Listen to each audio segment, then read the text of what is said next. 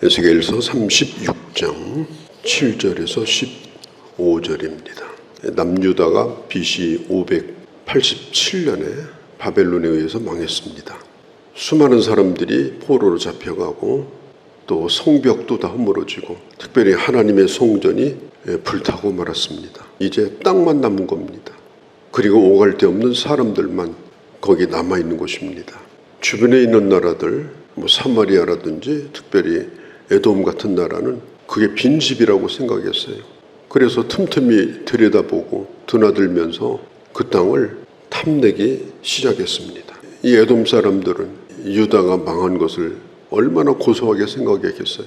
거기다가 이제 그 땅을 거저 차지할 수 있는 기회가 생긴 것입니다. 에돔 사람들은 유다에 대해서 감정이 그렇게 좋지 않았어요. 에돔은 에서의 후손이고 유다는 야곱의 후손입니다. 본래 쌍둥이입니다. 야곱은 둘째지만 하나님의 주시는 기업에 대해서 사모하는 마음이 있었어요. 에서는 좋은 조건을 가지고 태어났지만 심지어 장자의 직분을 팥죽 한 그릇으로 농담으로라도 팔아먹을 생각을 했던 사람이니까 하나님은 하나님의 것을 귀히 여기는 자에게 주십니다. 그래서 로마서 9장에 보면 야곱을 하나님은 사랑하셨고 에서를 미워하셨다. 그럴 수가 없는 겁니다. 언제나 장자가 먼저고 장자에게 모든 걸 주시는데 그렇지 않았어요. 그래서 에돔 사람들은 왜 하나님은 유다 사람들만을 사랑하냐, 편애하는 것이다. 이스라엘만 사랑하신다.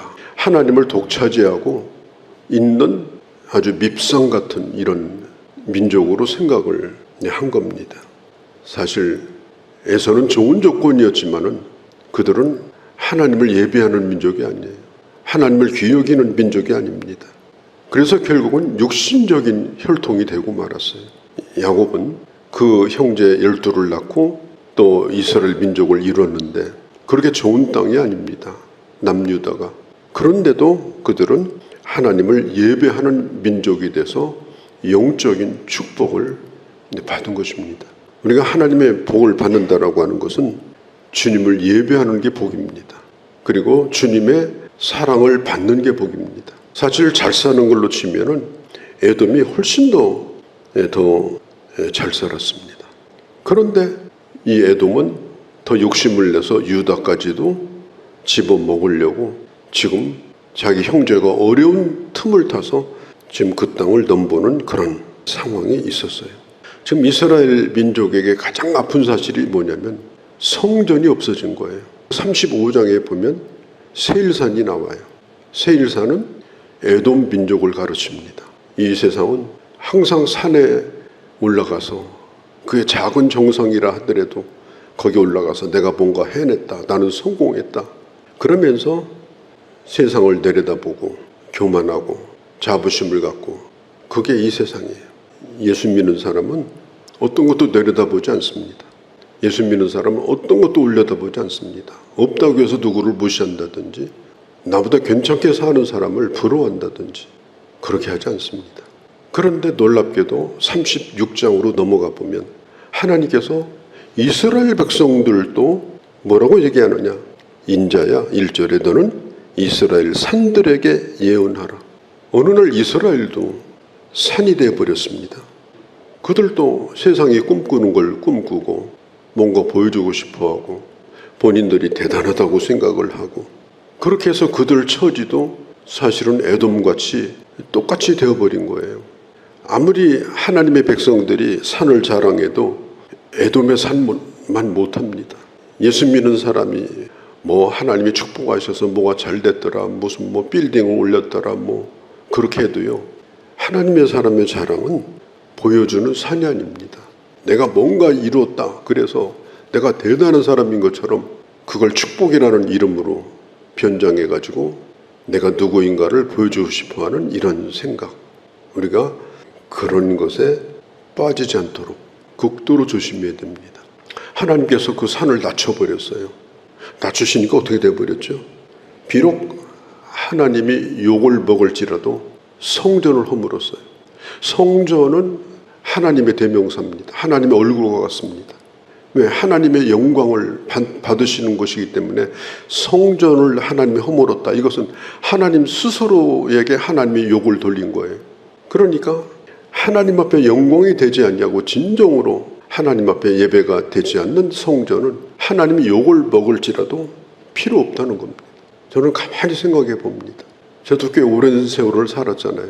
적어도 제가 기억하기로는 50년 이상을 주님을 섬겼습니다. 반세기 동안 우리 한국 기독교회의 상황들, 또 교회 역사들, 이것에 대해서는 기억을 하고 있습니다. 정말 어마어마한 부흥이 있던 때도 있었습니다. 제가 젊었을 때 여의도 광장에 130만 명이 모인 것도 저는 거기 있었습니다. 그런 집회도 한 적이 있어요. 1년에 100만 명씩 늘어났습니다. 교인이. 한국교회가. 지금은요, 제가 뭐라고 말할 필요가 없어요. 지금 대단히 어렵습니다. 어려운 정도가 아니라 교회가 지금처럼 사람들에게 신뢰를 잃고 그리스도인의 존재감이 없고 욕을 먹을 데가 없었습니다. 앞으로 계속 그렇게 될지 모릅니다. 가만히 생각해 봐요. 하나님 이 땅의 교회를 사랑하고 교회를 위해서 기도하는 사람들이 많은데 왜 교회가 이렇게 되는 것입니까? 성전을 허물고 불타게 만들고 하나님의 이름이 욕을 먹을지라도 그 백성을 흩으셔서 다시 회개하고 정말 다시 세워지기를 원하는 것. 정말 바른 교회, 바른 신앙, 바른 하나님의 사람들이 그 남은 자들로 일어나기를 바라는 그런 하나님의 뜻이 저는 이 대한민국 교회에 있다고 생각을 합니다. 그렇지 않으면 결국은 저 구라파 교회처럼 결국은 그렇게 되고 말 것입니다. 어떻게 보면은 지금이 매우 중요한 그런 시기라고 생각을 해요. 그 뒤를 읽어보면은 14절에 다시는 그 땅을 사람을 삼키는 땅이 되지 않도록 하겠다. 민수기서 13장 14장에 보면 불신앙을 가졌던 정탐꾼들이 가나안 땅에 대해서 악평하기를 그곳은 사람을 삼키는 땅이라고 그랬습니다. 왜 그래요? 우상 숭배하는 땅이고 성은 어마어마하게 세웠는데 하나님을 섬기는 민족이 없었어요. 그래서 정탐꾼들이 보니까 정말 사람을 삼키는 땅 같았어요. 그런데 하나님이 그 가나안 땅을 주셨는데 다윗의 시대를 지나서 솔로몬 시대를 지나서 통일 왕국 시대를 지나서 이제도 그 땅이 옛날처럼 다시 사람을 삼키는 땅이 되어버리고 만 겁니다. 하나님의 백성들이 살아갈 수 없는 땅이 되어버리고 만 겁니다. 지금 그런 가운데 주님이 주신 예언이 바로 흩어진 저 바벨론 땅에서 에스겔을 일으켜서 앞으로 이스라엘에 대하여 하나님이 어떤 계획을 가지고 계신가 하는 것을 예언하신 것이 바로 에스겔서입니다. 2절에 보면 원수들이 말합니다. 아하, 이 옛적의 높은 곳에 우리의 기업이 되었도다. 이 높은 곳이 어디입니까? 정말 사람들이 보면 침을 흘릴 정도로 하나님의 백성들이 전성기를 이루던 그런 때가 있었어요. 옛적의 높은 곳입니다. 하나님이 기업으로 주신 땅, 가나안 땅, 정말 그 땅을 사람들이 보아도 하나님의 영광이 함께하는 땅이었습니다. 그런데 에돔이 뭐라고 말하느냐? 그것은 옛날 얘기다. 옛적의 높은 곳이었다. 그러면서 이제는 이방인들에게 조롱거리가 되고 만 거예요. 3절, 4절, 5절에 보면 이방인들에게 약탈거리가 되고 조롱거리가 되고 3절 이후에 어떻게 될 것인가? 남유다가 멸망한 후에 이방민족, 에돔, 모압, 암몬 이런 이스라엘을 대적하던 자들이 그 땅을 갖고 싶어 했어요. 그래서 느헤미야가 나중에 성을 다시 쌓으려고 하니까 느헤미야를 죽이려고 그랬어요. 성을 쌓지 못하도록. 왜 그랬느냐? 그 땅을 갖고 싶은 거예요. 6절에 보면 그러므로 너는 이스라엘에 대하여 예언하되 산들과 맷뿌리들과 시내들과 골짜기들에 관하여 이르기를 주 여호와께서 이같이 말씀하기를 내가 내 질투를 분노같이 발하였나니. 이게 무슨 얘기냐면 하나님의 것을 탐내고 있는 거예요. 지금 하나님이 이스라엘 백성들을 징계하시는 중입니다. 반드시 회복시킬 겁니다. 반드시 되게 할 겁니다. 지금 이 유다와 하나님과의 관계 속에서 이렇게 끔찍한 일이 일어난 거예요. 그러나 하나님의 뜻은 이 땅을 다시 회복시키는 것이 하나님의 뜻입니다. 그런데 그 땅에 와서 자기 것인 것처럼 탐을 내고 하나님의 백성들을 짓밟고 하나님의 백성들을 모욕하고 하나님께서 뭐라고 말하느냐? 내가 분노함으로 질투한다. 너희는 반드시 내가 수치스럽게 만들 것이다. 하나님의 백성들이 세상으로부터 짓밟히고 멸시를 당할 때 하나님은 한없이 슬픔을 느낍니다. 하나님은 말할 수 없이 분노와 질투를 느낍니다. 그런데도 불구하고 당사자인 우리들이 아무 생각 없이 신앙생활을 하고 있다면, 하나님의 마음을 우리가 읽지 못하고 있다면 이게 얼마나 안타까운 일입니까? 세상으로부터 교회가 욕을 먹을 때 하나님은 상당히 그것 때문에 부끄러워하십니다. 우리도 부끄럽죠. 그런데 하나님은 더 부끄러워하시고 그걸 견딜 수 없이 슬퍼하십니다. 그리고 어떻게 하든지 하나님의 백성이, 하나님의 나라가, 하나님의 교회가 제대로 회복되기를 원하시는 거예요. 그게 바로 오늘 하나님의 마음입니다. 7절에 그러므로 주 여호와께서 이같이 말씀하시기를 내가 맹세한즉, 하나님이 맹세하십니다. 너희 사방에 있는 이방인들을 자신들의 수치를 반드시 당하리라. 지금 하나님도 하나님의 백성들을 그렇게 흩으시는 것이 하나님도 고통스러운 일이거든요. 그런데 옆에서 비웃어요. 심지어 그 땅을 갖다가 지금 탐내고 다시는 유다가 회복이 안 됐으면 좋겠다. 그냥 망해버렸으면 좋겠다. 이런 생각을 지금 가지고 있는 이방인들을 향해서 우리 주님이 뭐라고 말씀해요? 반드시 너희를 내가 수치스럽게 할 것이다. 그리고 8절 9절 끝에 올 때가 가까이 이르렀습니다. 언제가? 그 땅이 다시 회복되고 그리고 열매를 맺고 예전의 영광을 뛰어넘어서 좋은 회복이 일어날 것에 대해서 그때가 가까이 왔다. 10절에 너희 위에, 너희가 뭐냐면 그 땅이에요. 가나안 땅. 너희 위에 이스라엘 족속들이 이제는 집도 짓고 이제 그곳에 거주하면서 많은 사람들이 다시 돌아와서 회복하게 해주실 것이다. 그때가 가까이 왔다. 그들이 올 때가 가까이 8절 이르렀습니다.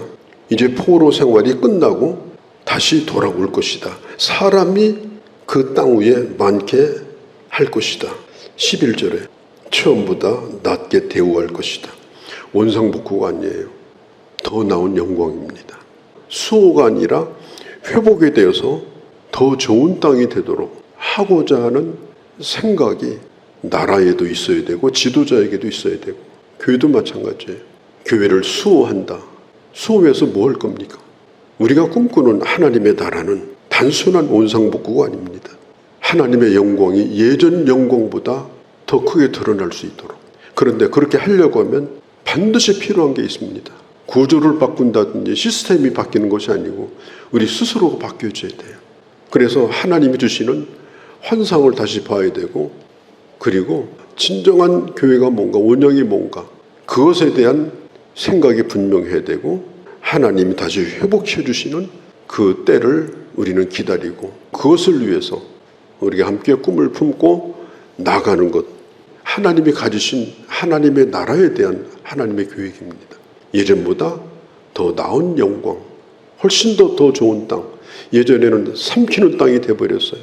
우상 섬기니까 교회나 세상이나 뭐 장소만 다른 거지 똑같아 버린 거예요. 약육강식이 있는 땅. 이제는 그곳에서 열매가 맺고 시냇물이 흐르고 곡식들이 차고 넘치는 그런 땅이 되도록 우리는 회복을 꿈꿔야 된다. 우리 자신도 마찬가지고 하나님의 기업인 그 땅, 그리고 하나님의 기업인 이스라엘 백성을 의미합니다. 이제 황폐한 곳이, 사람을 삼키던 그곳이 다시 한번 하나님의 역사가 회복되어지는, 그게 바로 하나님께서 이스라엘 백성들에게 주시는 꿈입니다. 그러니까 이것은 단순히, 이 회복은 단순히 좋은 소식이 아니고 허물어진 성전을 다시 세우고 하나님의 영광을 이 땅에 드러내는 그런 놀라운 역사. 난 우리 교회나 또 우리들로 말미암아서 하나님의 이런 뜻이 이 마지막 때에 이루어지는 그런 역사가 있기를 진심으로 바랍니다.